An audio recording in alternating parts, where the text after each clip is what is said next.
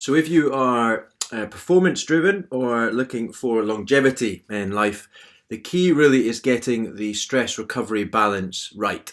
So making sure you have enough recovery if you are one of those people that are grafting hard or always never really switching off.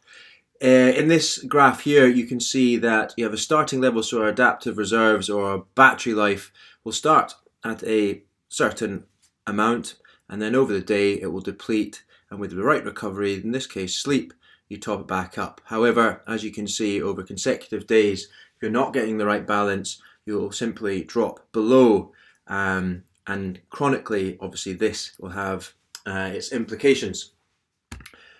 This is more what we're looking for, an example of someone else who actually has plenty of recovery, probably not enough physical activity. However, you can see that they are well rested and well capable of adding perhaps more exercise into their routine. But a much healthier overall outcome, and one that you would want to aspire to more often than not. Of course, life is never as simple as that. What you think is going on, or like how you slept, or what you're feeling, the stress levels, how you perceive, is not always what's happening with the physiology, what's happening in our body. And here are some examples to show you, which I went over with some clients. In this case is an example of someone who is overweight. With the blue is their physical activity, the green is the green goodness, the recovery. This is their heart rate, this black line, and the red is just general stress. But you can see that after this intense session, the heart rate was elevated for consecutive hours right throughout the day, which suggests that in this case is this particularly a good strategy for their weight loss. Perhaps not a good solution if you were to do it consecutive days, 5 days in a row, HIIT training to lose weight. This would be an example of where that would be potentially problematic. The second example is someone who thought they were sleeping bad, but you can see that when they go to bed, actually their sleep is really good, and throughout in general, they've got a lot of green goodness, good recovery time, and very little amount of stress. Next example is someone who, again, thought they were stressed, but you can see all these very thick, great tall bars of the good stuff, and in general, huge amount of recovery going on, so nothing to really fear there.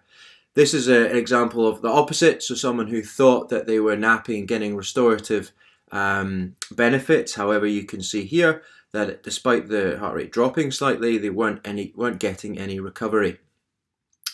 This one is an example of someone who is exercising late at night and playing football or some team sport, and then going straight into bed. But you can see that because there was no pre-sleep routine or no process to going to sleep, there was a lot of time wasted here. So almost like 3 hours of, despite them being asleep, there was non-restorative benefit from the sleep, and you don't want that, of course.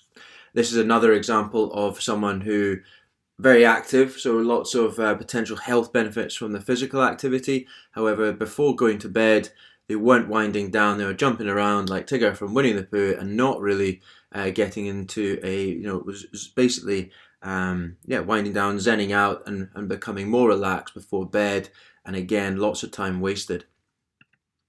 And the last one is an example of someone who was checking their emails before bed.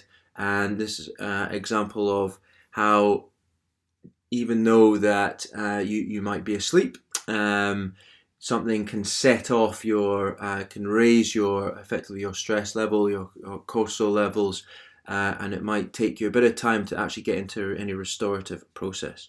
So I hope that gives you an idea of how things are not always what they seem.